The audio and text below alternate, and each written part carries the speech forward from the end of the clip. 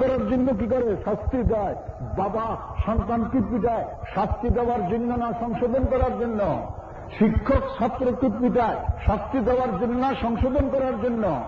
বাজারে পাইলে নেওয়া পড়ায় চোরকে গণপিটুনি করে কি সংশোধন করার জন্য না, শাস্তি দেওয়ার জন্য? তাহলে চোরের পিটানি আর ছাত্রের পিটানি কি এক? ছেলের পিটানি আর হাইজাকারের পিটানি কি এক? এক নয়। होश में आता है इंसान ठोकरे खाने की बात, रंग लाती है हिना पत्थर में फिस जाने की बात। চুরির দায়ে ধরা পড়েছে এক লোক, বিচারের পরেই তো সাব্যস্ত হবে কি পরিমাণ দোষ করেছে, কি পরিমাণ মার খাবে। কি ভাই, যে দারোগা সাহেব জোরেই তো ফিটানি আরম্ভ করছে, ধোলাই শুরু করছে না। চুরির দায়ে আসামি হয়েছে, বিচারের পরে যা হবে হবে, আগে থেকে কিছু ধোলাই আরম্ভ করা হয়েছে। কয় যে যারা নাকি বেঈমান তাদের জাহান্নামের শাস্তি আসার আগে দুনিয়ার যা মুসিবত আসতেছে এটা দারোগা বাবুর পিটানির মতো ধোলাই চলতে আছে। রঙ্গ লাতি হয় হেনা পত্থর মে ফিস জানে কি বাত। তাহলে যারা এরকম নামাজ পড়লো, এরকম তবলিগের রাস্তায় বাইর হয়ে গেল, তাদের উপরে মায়ের কেন আসলো? रंग लाती है ना पत्थर में फिस जाने की बात। মেহেন্দি পাতা চেনেন? বড় রং, কিন্তু গাছের থেকে তুলে এনে যদি হাতে সাইফা সাইফা দেন কোন রং টং লাগবে? তাইলে মেহেন্দি পাতাকে পাতার উপরে রেখা পুঁতা দিয়া যত ফিসবে তত দাম কি কমবে না বাড়বে? রঙ্গ লাতি है ना पत्थर में फिस जाने की बात। আল্লাহ ওয়ালাদের উপরে যত মুসিবত বেশি আসবে, নদীর যেরকম রং বাইর হইতে আছে এরকম তার মর্তবাও কি হইতে আছে? বাড়তে আছে।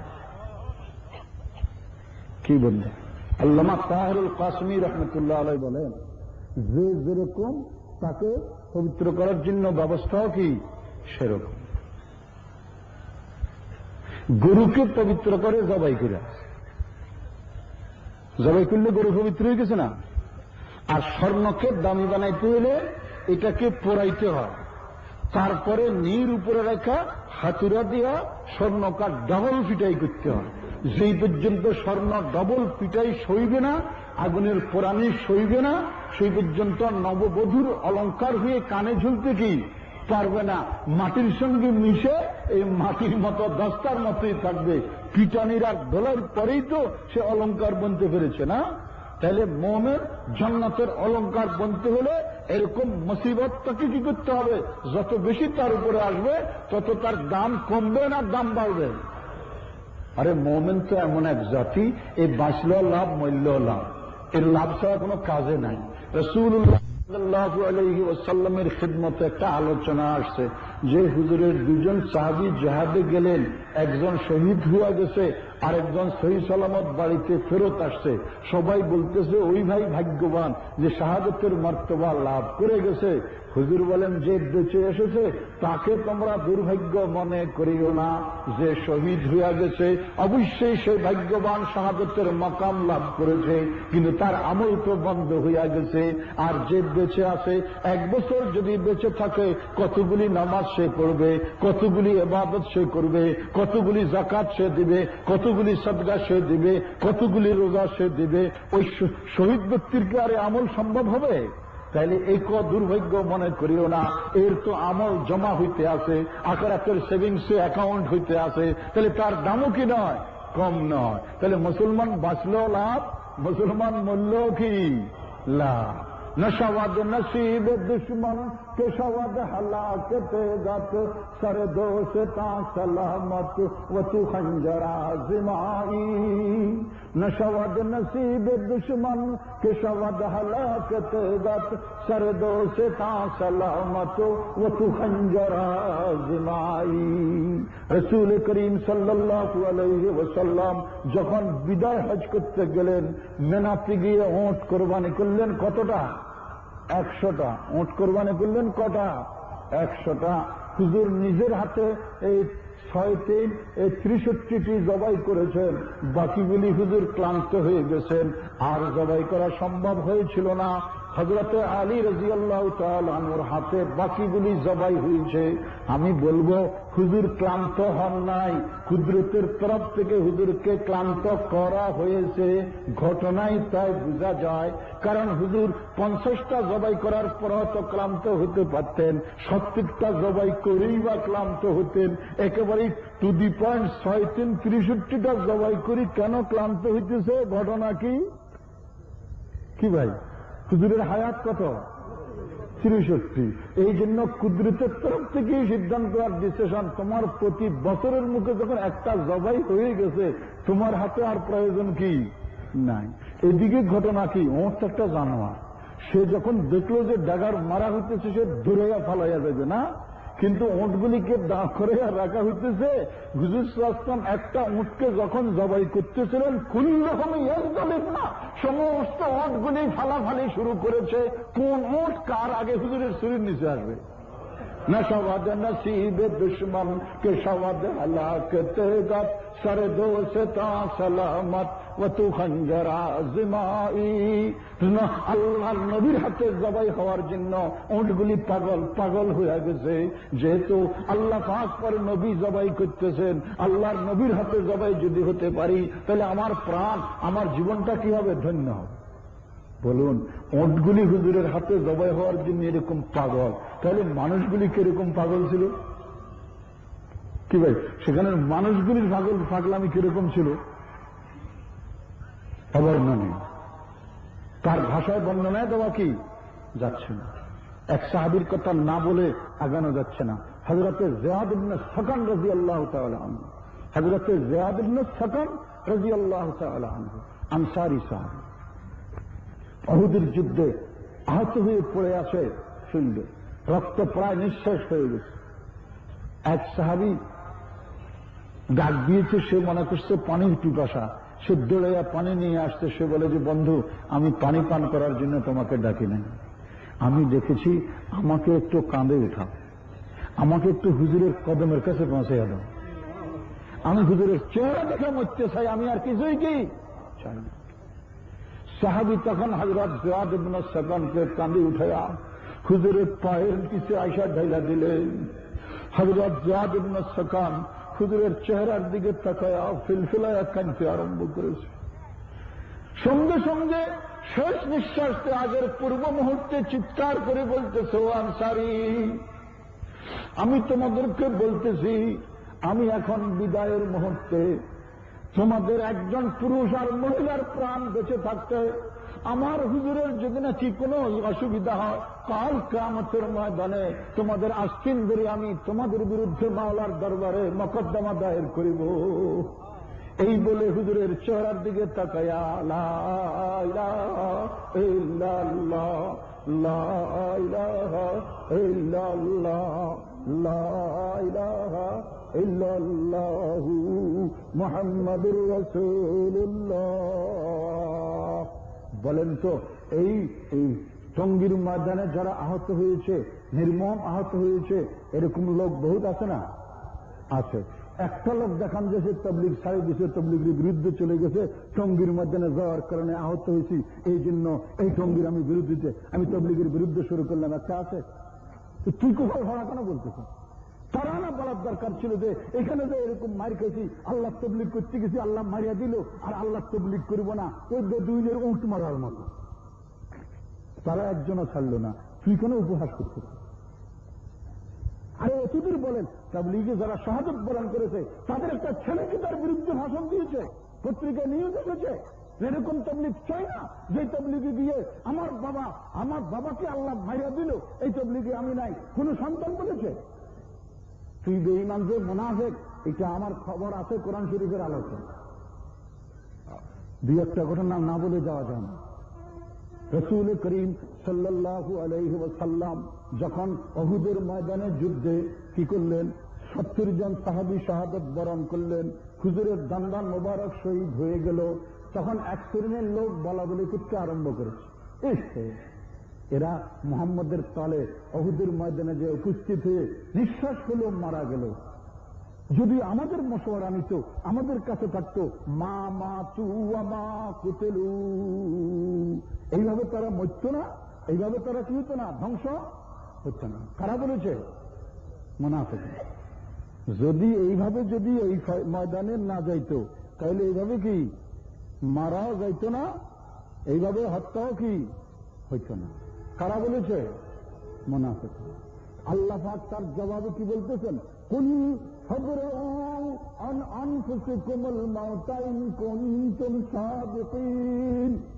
তোরা বলতেছ তোদের পরামর্শ যদি হতো, তোদের কাছে যদি থাকতো, তাহলে এই লোকগুলি এভাবে কি মারা যাইত না।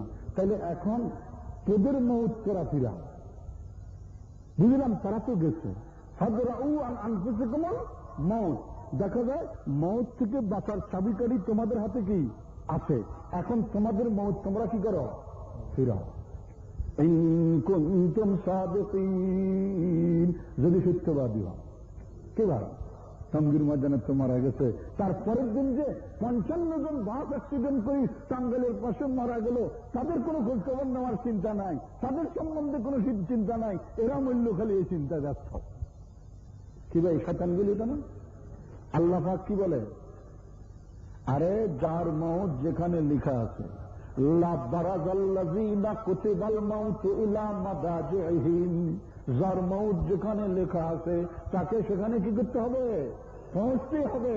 আরেকজনের মউত চিন্তা করিও না।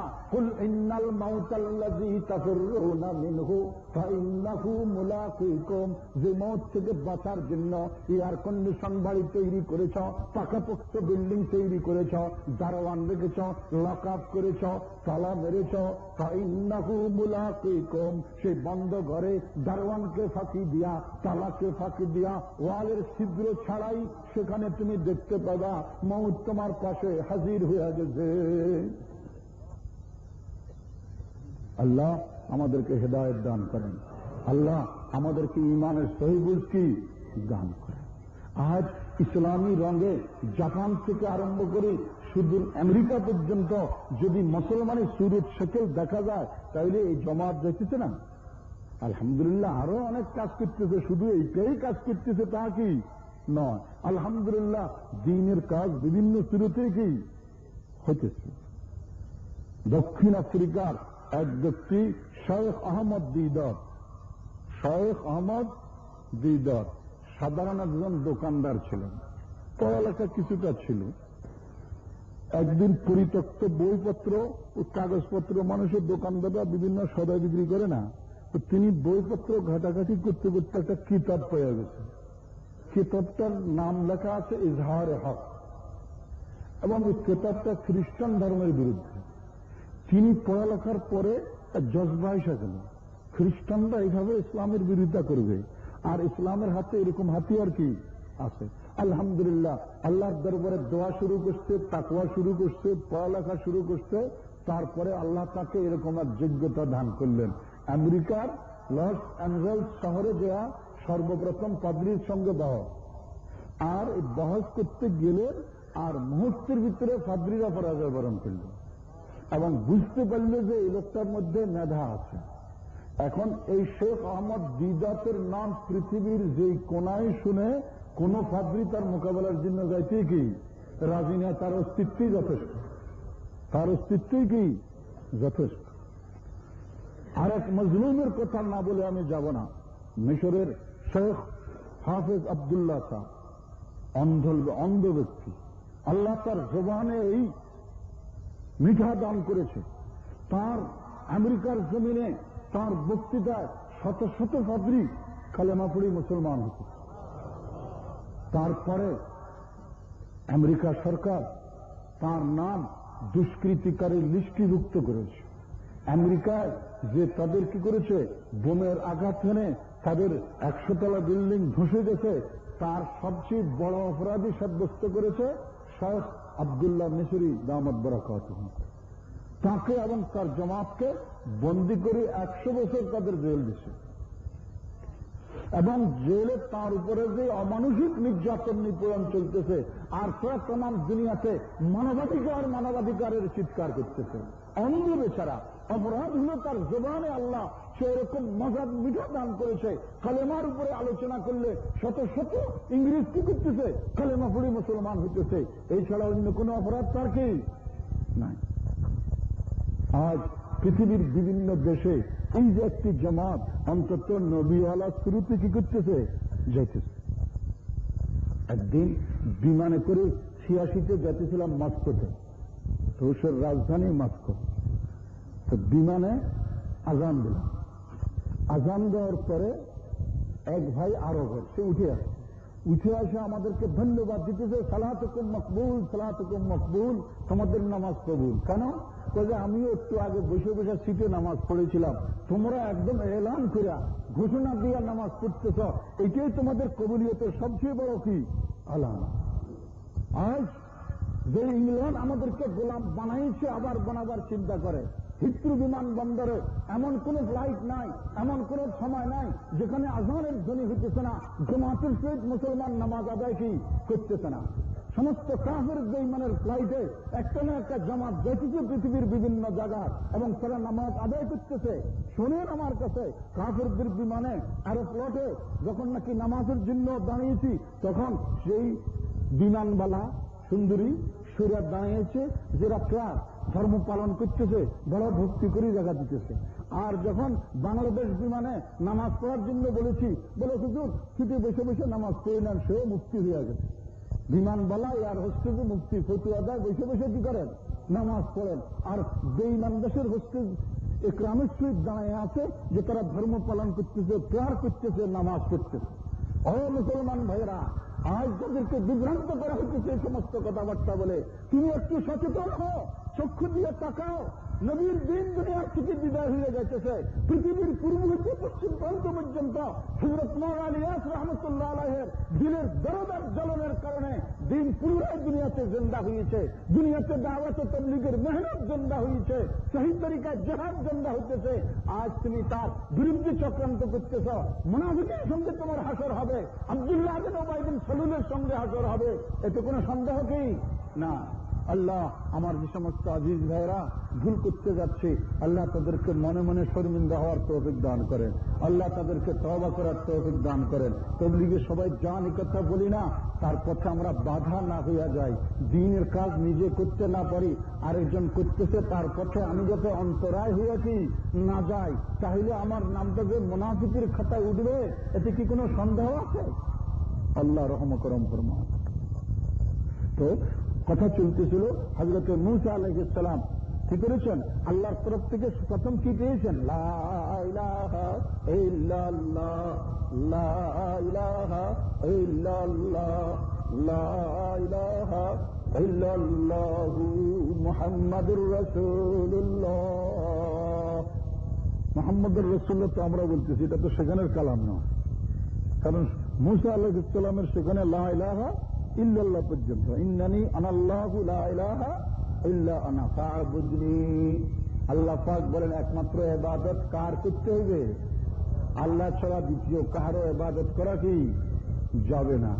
কিন্তু খ্রিস্টানরা ওই জাবালে জয়তুনের জয়তুন গাছ পূজা করে, এবং সমস্ত গির্জায় যিশুর প্রতিকৃতি পূজা করে।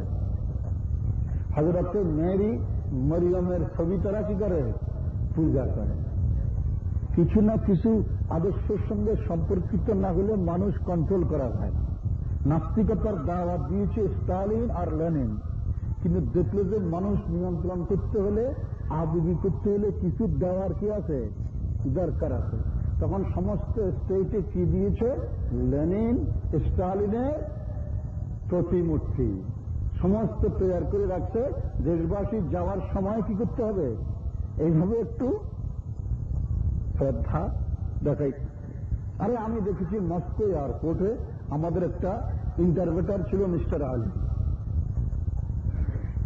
যখনই মিখাইল গর্বাচেভ টিভিতে ভাষণ দিচ্ছে, সে ছুটে গিয়ে এইভাবে দাঁড়িয়ে, যেহেতু তাদেরকে নেতার একরাম শেখানো হয়েছে। কারণ আল্লাহর একরাম তো তাদের সেখানে কি, আল্লাহর ইবাদত তো কি নাই, অন্তত একটা ইবাদত তো করে কি করতে হবে, জাতির শৃঙ্খলা কি করতে হবে, রক্ষা করতে হবে। এই জন্য নেতার প্রেম, হাত জোর করে নেতাকে কি কি অনুসরণ করতেছে টিভির সামনে, সরাসরিও না। তারপরে যেখানেই যায় স্টালিনের সামনে, লেনিনের সামনে। কয়দিন চলবে? কয়দিন?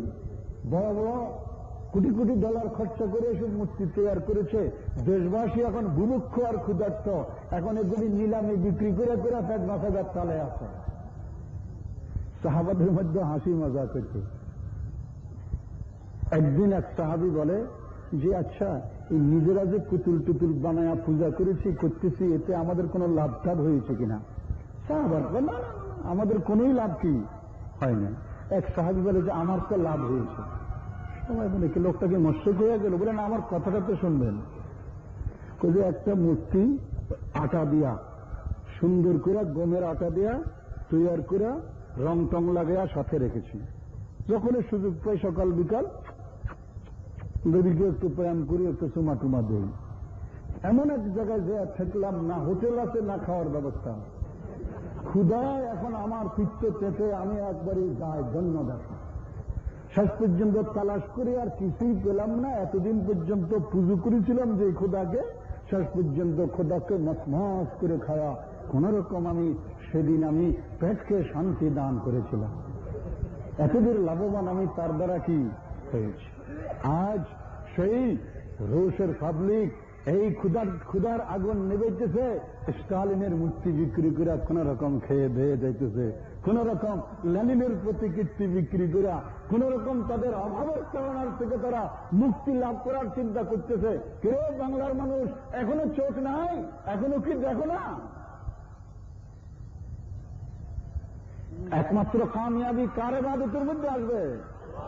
লা ইলাহা ইল্লাল্লাহ। তাহলে মুসলমান অন্য কোন কৃষ্টিতে, অন্য কোন রীতিতে আর নীতিতে বিশ্বাসী কি না। এই জন্য আল্লাহর কোন ছবি বানায়, আল্লাহর কোন কৃষ্টি তারা তৈরি করে না। এক সে জব দো হুই তো লুৎফে একতা ই গই, ইসলিয়ে তসবীরে জানা হামনে খিচওয়াই নহি। একের থেকে দুই হইলে একের প্রতি আর আকর্ষণ কি থাকে না। কিছু লোকের তো এখন প্রবণতা বিদেশ যায় পত্র লেখে তাড়াতাড়ি করে আমার বউর ছবিটা স্টুডিওতে কয়েক রঙের উঠাইয়া বিদেশ পাঠাইয়া দাও। এখন তার যে বউর প্রতি একটা আকর্ষণ, সব সময় খেয়াল কবে বাড়ি আসবে ছুটাইয়া বউ দেখার জন্য। এখন বউ তো কি করেছে, নোয়াপাড়া বাজারের স্টুডিওতে ছবি উঠাইছে আর ফার্স্ট কপিটা তো দোকানদার রাখা দিচ্ছে। সে তো তার ব্যবসা, যত মহিলার ছবি সে উঠেছে সব মহিলাকে কি করেছে সে লটকায়ার দোকানে রেখেছে। সবাইকে দেখা যায় এত মহিলা আমাদের এখানে এসেছেন, এত মহিলার সঙ্গে আমাদের উঠা বসা কি হয়েছে। তারপরে কিছু রঙিন ছবি তিনি কি করলেন, বিদেশ পাঠাইয়া দিলেন তার স্বামীর কাছে। স্বামী এখন বন্ধু বান্ধব সবাইকে তার বউর প্রেমের প্রতি ছবি দেখাইয়া দেখাইয়া দাওয়াত দিতেছে। আমার সেও দেখতেছে আর বাড়িতে আসার দরকার কি, বউ তো ডেলি দেখতেছি, বউর সঙ্গে তো ডেলি মোলাকাত হইতেছে। এতে কি প্রেম আর মহব্বত বাড়ছে না ছুটে গেছে? এই জন্য ইসলামের অধিকার নাই। এক সে জব দো হুই তো লুৎফে একতা ই গই, इसलिए तस्वीर जाना हमने खिंचवाई नहीं। এক আল্লাহর ইশক আর মহব্বত নিয়া আমরা লালিত পালিত হচ্ছি, আমাদের জীবনধারা পরিচালিত হচ্ছে। আর যদি প্রত্যেক এলাকায় প্রত্যেক মসজিদে যদি নাকি আল্লাহর একটা মূর্তি বানায়া যদি রাখতাম, বাস প্রত্যেকে আলাদা আলাদা প্রেম করে আর চলে যেতাম, ওই আসল আল্লাহর প্রতি কোন রকম আকর্ষণ আর কি থাকতো না। इसलिए तस्वीर जाना हमने खिंचवाई नहीं। এই জন্য ইসলামে ছবি কীর্তি পুতুলের কোন অধিকার কি নাই। এতে কি পরিমাণ লাভ হয়েছে। নেতাজি আসবেন আগামী সপ্তাহে, তার ছবি তুলে হ্যান্ডাল পোস্টার ওয়ালে ওয়ালে কি লাগিয়া গেছে। ও এই নেতা সাহেব কি করতেছেন, আসতেছেন নোয়াপাড়া স্কুল ময়দানে। তারপরে তিনি আসলেন, চলে গেলেন। এখন এই ছবিগুলি ছিটকিয়ে ছিটকিয়ে রাস্তায় পড়ে আছে। নোয়াপাড়ার কুকুরগুলি নেতার গালে পা উঠাইয়া পেশাব করতে আছে, নোয়াপাড়ার পাঠায় নেতাজির গালে পেশাব করতে আছে।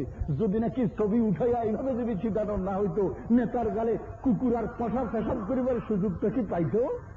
তাহলে এই ছবি উঠানে সাময়িক দেখা গেছে খুব সম্মান হয়ে গেছে, পরে যে কুকুরে পা উঠাইয়া পেশাব করে দিল, এই বেজ্জুতিটাও তো ফার্স্টের হিমপারটাও তো দেখার প্রয়োজন ছিল।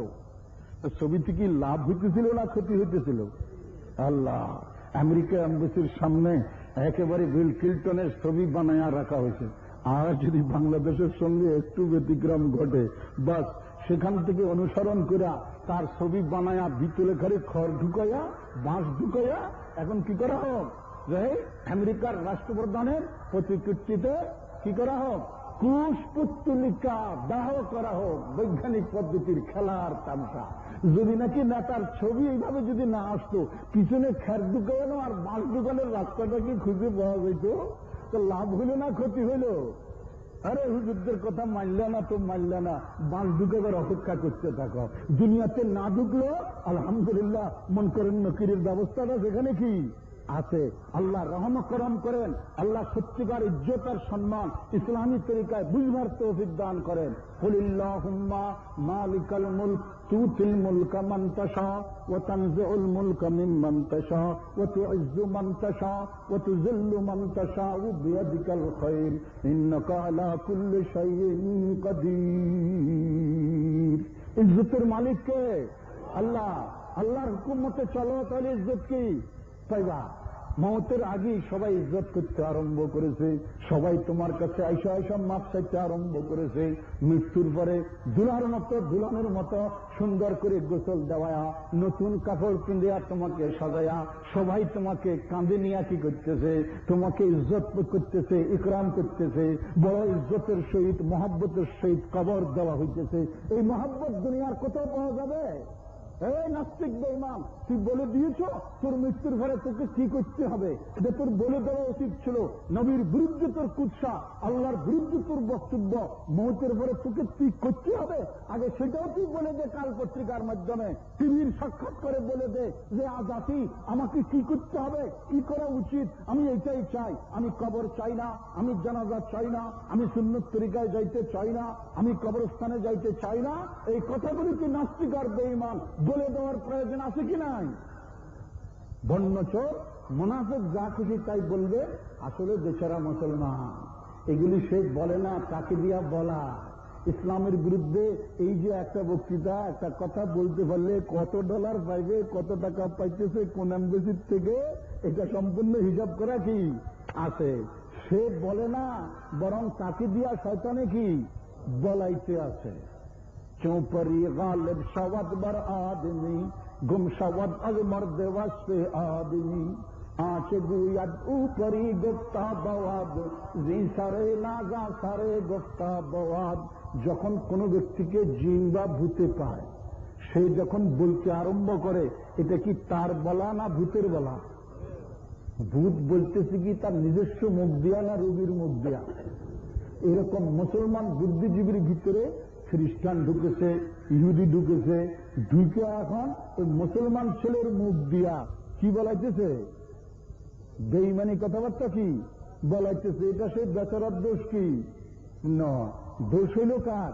ওই যে এম্বাসির সঙ্গে যার যোগাযোগ, যে বেঈমান দেশের সঙ্গে যোগাযোগ, যে বেঈমানরা তাকে গাড়ি দিবে বলেছে, বাড়ি দিবে বলেছে, বাড়ির অভাব ভোগ করতেছে, বলতেছে একবার নবীর বিরুদ্ধে কিছু বলে দে, তোর বাড়ির ব্যবস্থা হইয়া যাবে। একবার আল্লাহর বিরুদ্ধে দু চারটা কথা বলে দে, তোকে আমি গাড়ির ব্যবস্থা করে দেব। একবার একটু নবীর সাহাবীদের বিরুদ্ধে বলে দে, তাহলে বিদেশ সফরের ইন্তজাম আর ব্যবস্থা করে দেওয়া হবে। এগুলি সম্পূর্ণ সুপরিকল্পিতভাবে কারা করতেছে? বেঈমানগুলি কি করে যাচ্ছে। আল্লাহ পাক আমাদেরকে সুমতি দান করেন, সুবুদ্ধি দান করেন। ওয়া আকিমিস সালাতা লিযিকরি। এবং মূসা আলাইহিস সালামকে আল্লাহ পাক প্রথম ওহীর মাধ্যমে নামাজের আলোচনা করে দিয়েছেন। ইবাদতে সবকিছু পাওয়া যাবে কোথায়? নামাজ। নামাজের সঙ্গে এই জাতির হায়াত মওতের সম্পর্ক কি ভাই? আমরা যখন কবরস্থানে যাব, তখন কি আমরা এই ফিল্ম স্টারের শুরুতে যাব, নর্তকীর শুরুতে যাব, না মুসল্লির শুরুতে যাব? কি ভাই? মুসল্লির শুরুতে। আপনাদের সংসদ সদস্যরা কি সংসদীয় শুরুতে যাবে না মুসল্লির শুরুতে যাবে? আপনাদের প্রধানমন্ত্রী কি প্রধানমন্ত্রীর এই মন্ত্রিত্বের শুরুতে যাবে না মুসল্লির শুরুতে যাবে? কি ভাই? আপনাদের বিরোধী দলীয় নেত্রী নেতা যারা আছে, তারা কি মুসল্লির শুরুর ধরে যাইবে না অন্য কোন শুরুর ধরে যাবে? সিনেমার পাগল যারা ফিল্ম স্টারের সুরত ধারণ করে যাবে, নাচের পাগল যারা নর্তকীর সুরত ধরে যাবে না মুসল্লির সুরত ধরে যাবে? আমি জানি নোয়াপাড়ার সমস্ত লোকগুলি যারা মুসলমানের ঘরে জন্ম হয়েছে, পুরুষ হোক আর মহিলা হোক, কেউ নাট্যকের শুরুতে যাবে না, ফিল্ম স্টারের শুরুতে কেউ যাবে না, ইহুদির শুরুতে যাবে না, নাসারার শুরুতে যাবে না, বদ্দিনের শুরুতে যাবে না, বেঈমানের শুরুতে যাবে না। সবাই কোন শুরুতে যাবে? মুসল্লির শুরুতে। কোন শুরুতে যাবে? মুসল্লির শুরুতে। এখন ব্যস্ত হইল কেউ মুসল্লি হইয়া মরে, কেউ মহিলা মুসল্লি হয়। কি ভাই, এখন কি মুসল্লি হইয়া মরবেন না ময়রা মুসল্লি হবেন? মুসল্লি হইয়া মরবেন না ময়রা মুসল্লি হবেন? কারা কারা মুসল্লি হইয়া মরবেন একটু হাত দেখান। আল্লাহ আকবার, আল্লাহ কবুল ফরমান, আল্লাহ কবুল ফরমান। কি ভাই, সুন্নত তরিকায় মরবেন না পাশ্চাত্যের তরিকায় মরবেন? কি জিন্দা থাকতে সুন্নত তরিকা ধরবেন না ময়রা ধরবেন? সোজা হইয়া মরবেন না ময়রা সোজা হবেন? আল্লাহ সোজা হইয়া মরিবার, সুন্নত তরিকায় মরিবার, সুন্নতের স্লোগান দিয়ে মরবে, এমনি না। কিরকম সাহস! বিসমিল্লাহ ওয়ালা মিল্লতে, না এই কথা বলবে দেশ মে শয়তান মরদুদ ওয়ালা মিল্লতে ফাটি বিদাত ওয়ালা মিল্লতে অমুক ফাটি তমুক ফাটি, এসব স্লোগান দিয়ে কেউ মরতে রাজি আছে? কি ভাই আওয়ামী লীগের ভাইরা, আওয়ামী লীগের স্লোগানে কবরে যাবেন না সুন্নতের স্লোগানে যাবেন? বিএনপি করে যারা বলো, তোমরা সুন্নতের স্লোগানে যাবে না বিএনপির শুরুতে যাবা? আল্লাহ আলহামদুলিল্লাহ সব সোজা। শুধু যা কিছু বলেন পার্টির নাম দাম ধরে আমরা কোন স্লোগানে যাব না, কোন মার্কা নিয়ে আমরা যাইতে রাজি নাই। আমরা একমাত্র বিসমিল্লাহ আলা মিল্লাতে রাসূলিল্লাহ বলেন, বলেন বিসমিল্লাহ আলা মিল্লাতে রাসূলিল্লাহ।